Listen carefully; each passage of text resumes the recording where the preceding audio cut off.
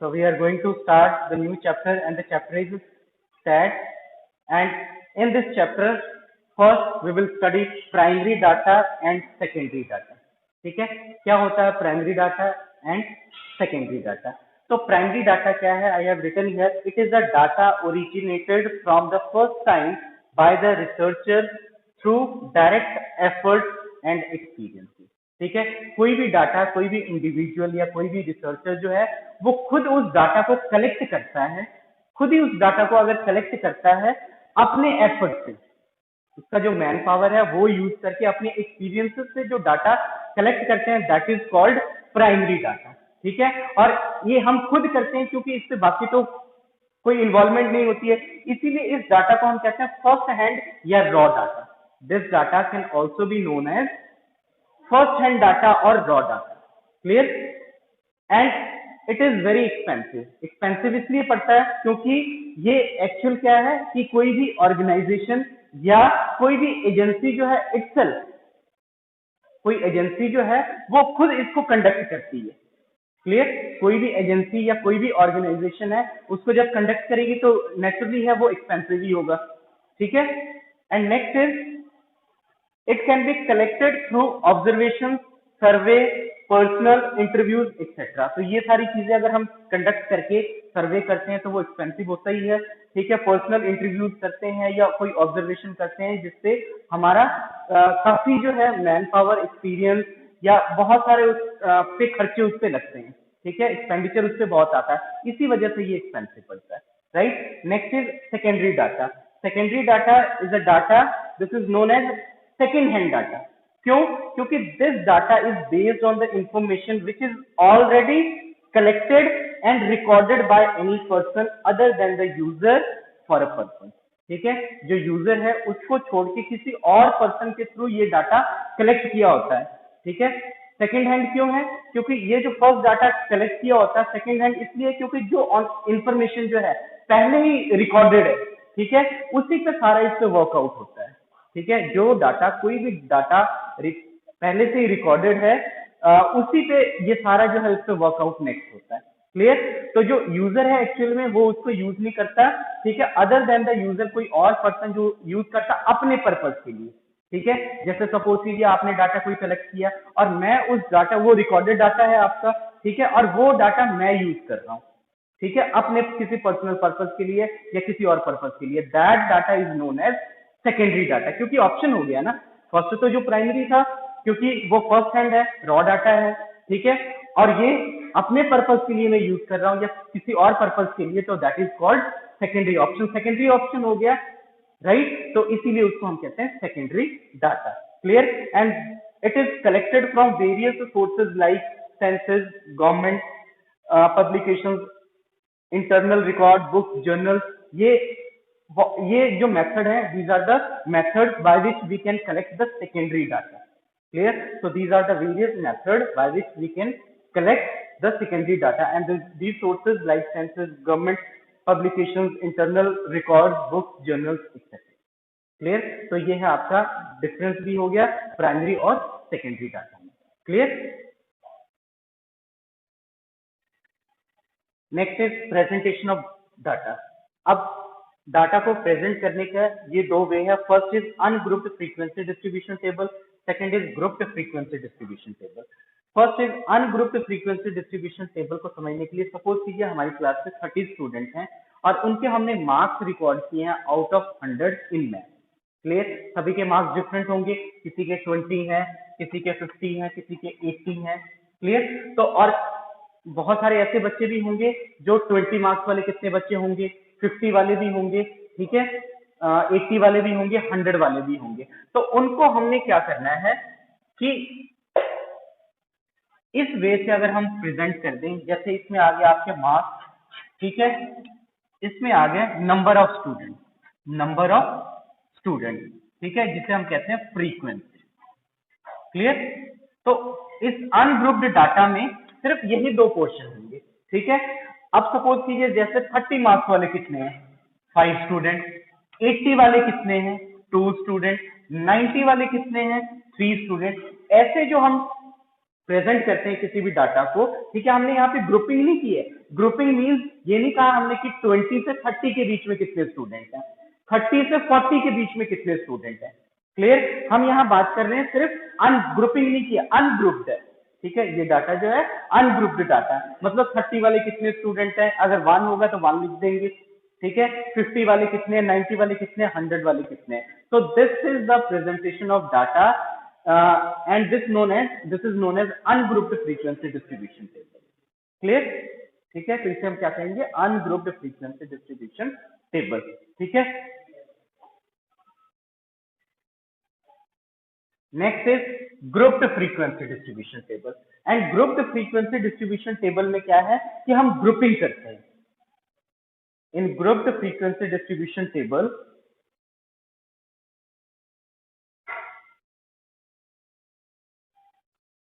जिसमें हम ग्रुपिंग करते हैं, सपोज कीजिए हमारे पास अगेन 100 स्टूडेंट्स की जो हाइट है, सपोज कीजिए हमारे पास 9th क्लास में 3 सेक्शन है, ठीक है, जिसमें 100 स्टूडेंट है, ठीक है, और 100 स्टूडेंट्स की हमने जो हाइट है वो सभी का रिकॉर्ड किया हुआ।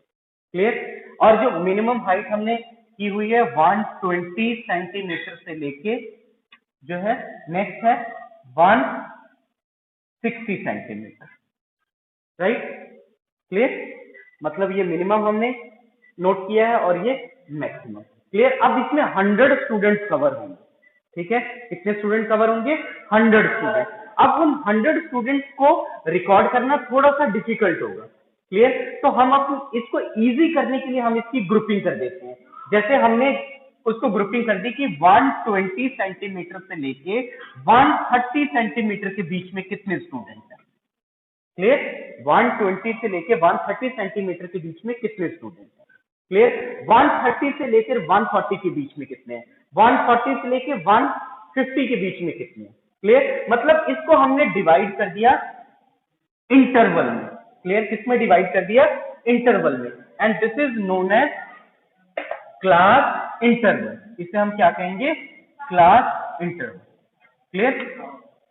क्लास इंटरवल, जिसमें ये जो है this is known as lower limit of the class, ठीक है। जो ये फर्स्ट है this is known as lower limit of the class and this is known as upper limit of the class.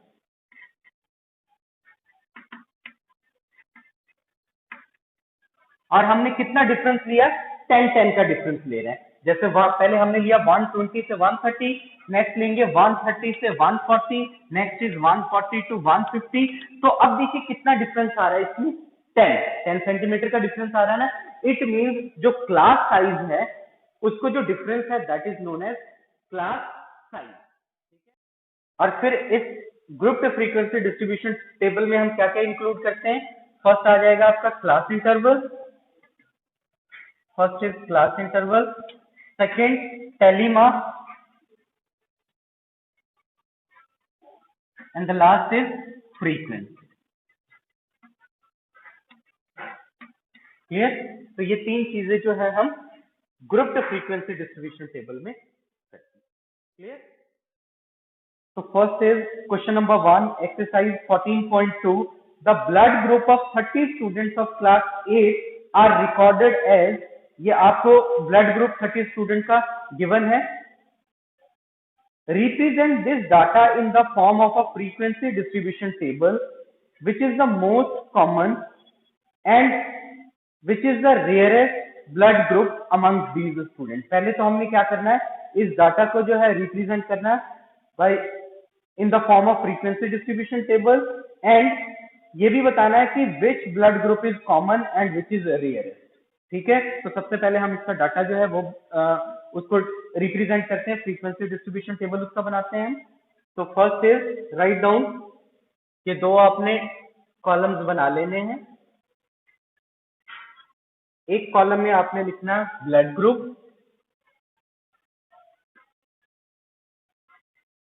Second में आपने number of student.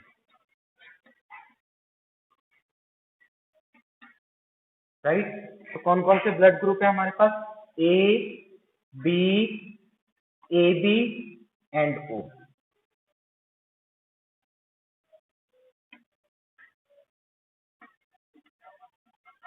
So first of all, count the number of students having blood group A.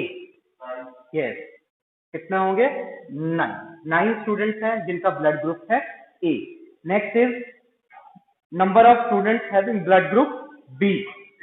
ये तो B blood group के कितने student हैं? 6. Next is number of students having blood group AB. 3. Right. Next number of students having blood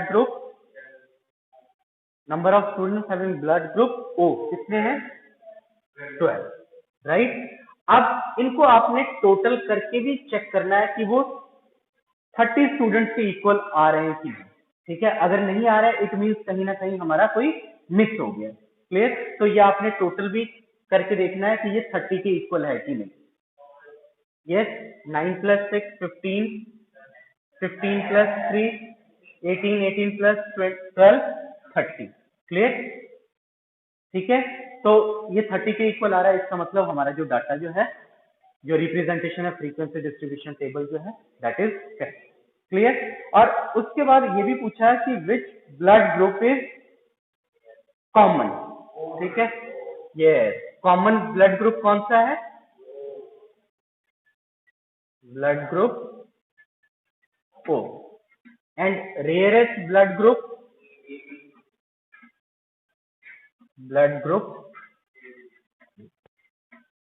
ठीक है. क्योंकि O blood group वाले student ज्यादा है और AB ब्लड ग्रुप वाले सबसे कम है. तो रेयरेस्ट कौन सा हो गया? AB. और कॉमन ब्लड ग्रुप कौन सा हो गया? कॉमन कौन सा हो गया? O. Right.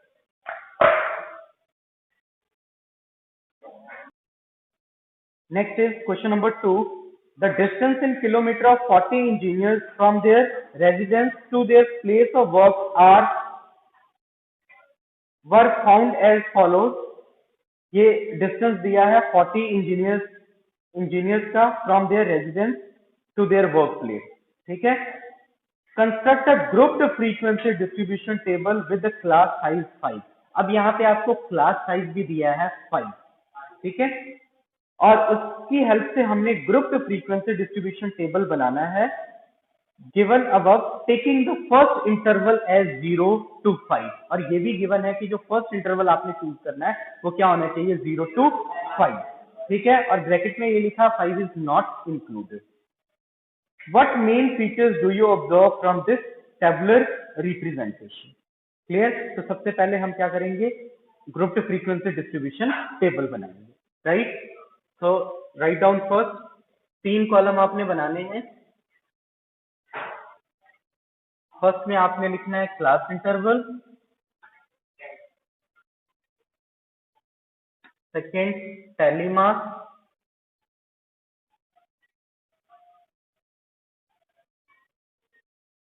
Next is number of engineers means frequency. Clear. और इंटरवल कहां से स्टार्ट करना हमने? 0 to 5. तो 0 to 5, 5 to 10, 10 to 15, 15 to 20, 20 to 25, 25 to 30, 30 to 35. यहीं तक हमने स्टॉप कर देना. क्यों? क्योंकि जो मैक्सिमम डिस्टेंस दिया है वो कितना दिया हुआ है? 32 किलोमीटर. ठीक है. जो यहां तक कवर हो जाएगा. क्लियर. अब next find the number of engineers whose distance from their residence to their workplace. कितने इंजीनियर्स होंगे जिनका 0 से 5 किलोमीटर के बीच में डिस्टेंस आता है? मींस ये जो क्लास इंटरवल है that is distance in kilometre. Clear. कितने हैं? 5. यस. तो नंबर ऑफ इंजीनियर्स 5. तो टैली मार्क्स क्या होगा? 1 2 3 4 and this is 5. Right. Next is 5 to 10. Count the number of engineers. 11. Yes. 11. तो ये हो गया 1 2 3 4 5 6 7 8 9 10 and 11. Right. Next is number of engineers 10 to 15 kilometre के बीच में जिनका डिस्टेंस आता है, वो कितने इंजीनियर्स हैं? काउंट कीजिए, 11। ये भी कितने हैं? 11। 1 2 3 4 5 6 7 8 9 10 11। नेक्स्ट इज 15 से 20 किलोमीटर के बीच में कितने हैं? 9। Very good, 9। 1 2 3 4 5 6 7 8 9। नेक्स्ट इज 20 से 25 के बीच में 1, ओनली 1। ठीक है। 25 से 30 के बीच में 1, ओनली 1। नेक्स्ट 30 to 35 के बीच में 2, 2। राइट। अब हमने टोटल भी चेक करना है कि ये 40 कितने इंजीनियर्स हैं टोटल? 40 इंजीनियर्स। काउंट कीजिए कितना आ रहा है? 40 आ रहा है। So the total number of engineers ये 40 आ गया। इट मींस जो हमारी रिप्रेजेंटेशन है that is absolutely correct.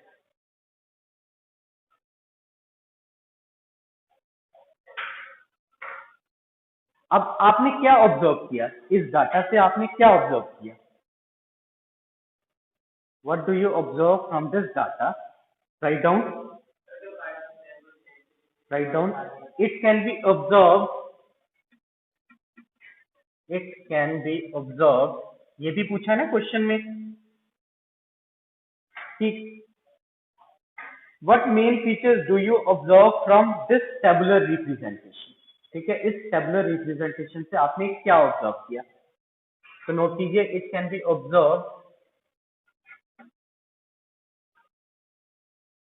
That